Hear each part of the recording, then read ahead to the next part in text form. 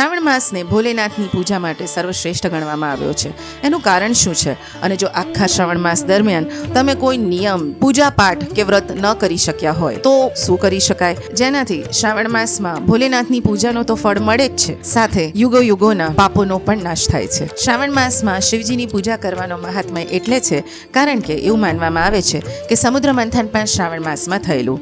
એમાંથી નીકળેલું હળાહળ જ્યારે ભોલેનાથે પીધું અને માં પાર્વતીએ હાથ વડે એને ભોલેનાથના ગળામાં થોભી દીધું હતું, જેના કારણે એમનું ગળું નીલા રંગનું થઈ ગયું અને ભોળેનાથ નીલકંઠ કહેવાયા. હળાહળ પીવાના કારણે ભોલેનાથને અત્યંત કષ્ટ થઈ રહ્યો હતો અને દેવતાઓએ એ સમય એમને ઠંડક આપવા માટે જલ અભિષેક પણ કર્યો હતો.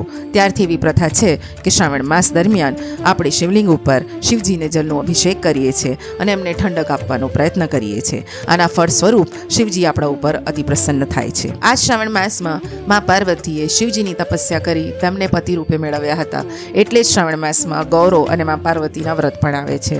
આની સાથે ત્રીજો ગહન વિશ્વાસ એવો પણ છે, શ્રાવણ માસ દરમિયાન પ્રકૃતિ ચારે ઓર હરિયાળી ફેલાયેલી હોય અને ભોલેનાથ ધરતી પર વિચરણ કરીને એમના ભક્તોનો હાલચાલ લેવા આવે છે. તો આ કારણો હતા જેના લઈને આપણે વિશ્વાસ ધરાવીએ છીએ કે શ્રાવણ માસ દરમિયાન કરેલી ભક્તિ, તપ, જપ, વ્રત ફળે છે અને ભોલેનાથ તો ભોળા છે, તમારી ભક્તિથી ફળીને તમારી બધી જ મનોકામનાઓ પૂરી કરે છે.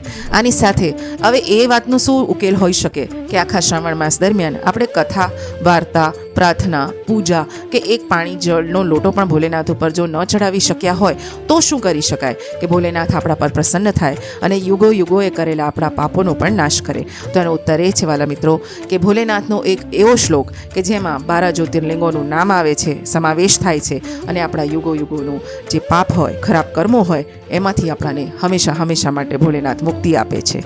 અને એ શ્લોક છે આ પ્રમાણે: સૌરાષ્ટ્રે સોમનાથમ ચ શ્રીશૈલે મલ્લિકાર્જુનમ ઉજ્જૈન્યામ મહાકાલમ ઓમકારમ મમલેશ્વરમ પરલ્યામ વૈદ્યનાથમ ચ ડાકિન્યામ ભીમશંકરમ સેતુબંધે તુ રામેશમ નાગેશમ દારુકાવને વારાણસ્યમ તુ વિશ્વેશમ ત્રયંબકમ ગોમતી તટે હિમાલયે તુ કેદારમ ગ્રીષ્મેશમ ચ શિવાલયે એતિ જ્યોતિર્લિંગાની સાયં પ્રાતઃ પઠેન્નર સપ્તજન્મમ કૃતમ પાપમ સ્મરણેન વિનિશ્યતિ.